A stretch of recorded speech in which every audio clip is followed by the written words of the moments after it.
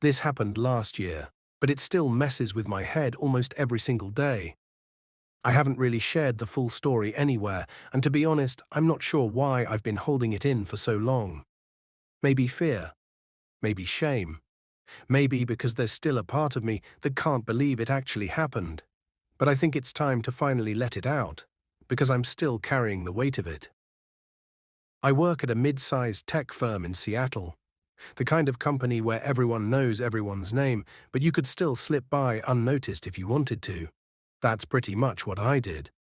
I've always been a quiet guy, focused on my tasks, polite but not exactly the life of the party. I've got a tight-knit team I'm comfortable with, but outside of that, I mostly keep to myself. I never thought that would be a problem. Then came Erin. Not her real name, obviously, but for the sake of this story. She joined our department last summer. Young, energetic, friendly. The kind of person who immediately becomes the center of attention.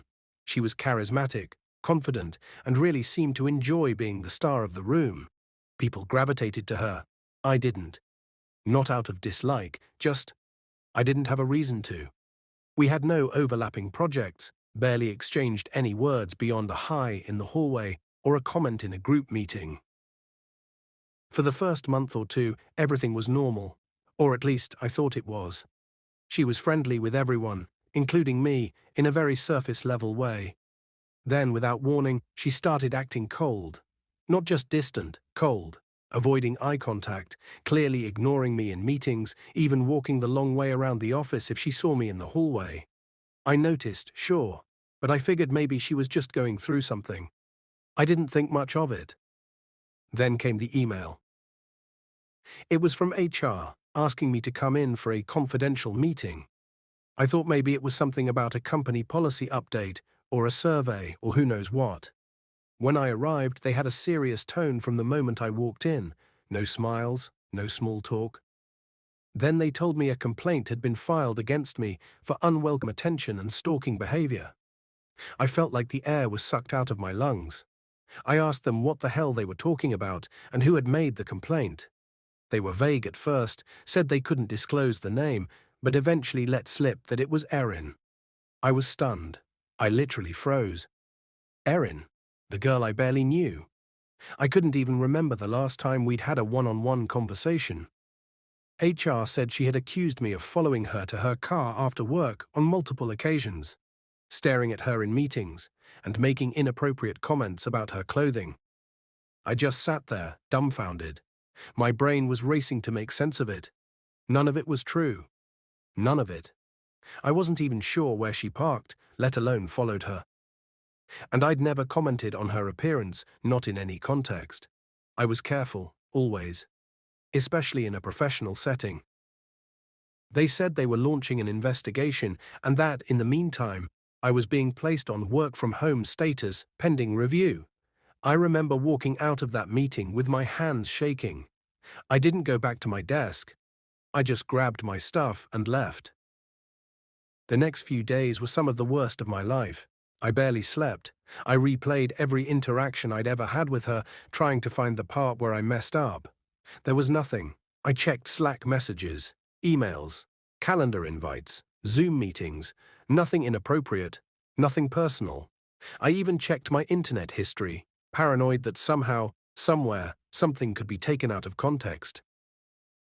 Meanwhile, HR was interviewing co-workers. I later found out that most of them said they hadn't noticed anything strange about me. But one guy, someone who had always tried to impress Erin, apparently said I seemed quiet and intense.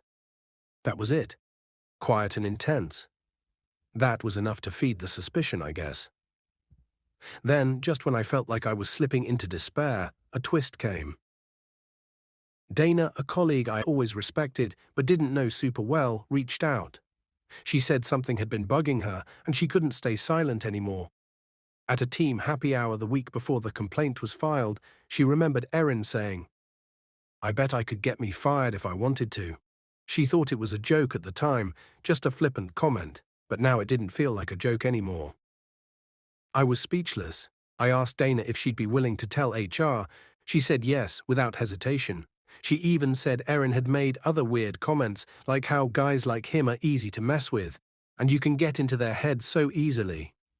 Hearing that made me feel sick, like I was a lab rat in someone's social experiment. Dana went to HR. She gave a full statement. Then HR started digging deeper. They pulled building security footage. And guess what? There was zero evidence of me following Erin anywhere. In fact, multiple timestamps directly contradicted her story. She said I followed her to the parking lot on a day I left early for a dentist appointment. Documented on my calendar, backed by footage. She claimed I made comments during meetings I wasn't even present for. Eventually, the house of cards collapsed. HR called me back and said they had concluded the investigation and found no basis for the complaint. Just like that. No apology, no explanation, no accountability. I asked what would happen with Erin.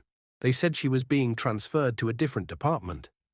That was it. She kept her job. I got a pat on the back and an invitation to move forward. But it wasn't that simple. The rumor mill had already done its damage. Some people treated me like I was radioactive. Others wouldn't look me in the eye. A few close co-workers stuck by me, but the atmosphere had shifted. I felt like a ghost in the office, technically present, but treated like I didn't belong. And Erin? She went on like nothing happened. New team, same smile, probably telling someone else a new story. It's been almost a year. I still haven't fully recovered. I walk into work feeling like I have a target on my back. I question every interaction. I overthink every word I say. I second-guess myself constantly. I feel like I have to prove my innocence again and again, even though I was cleared. What haunts me the most is how easily it could have gone the other way. If Dana hadn't spoken up, I might have lost my career, my reputation, maybe more. All because one person decided, for reasons I still don't understand, that I was an easy target. There's no closure, no justice, just this lingering weight in my chest and the cold realization that sometimes the truth doesn't matter nearly as much as the accusation. Anyway, that's my story. If you've made it this far, thank you for watching. I just needed to get this off my chest. I don't know if I'll ever really move on, but at least now, maybe I can start.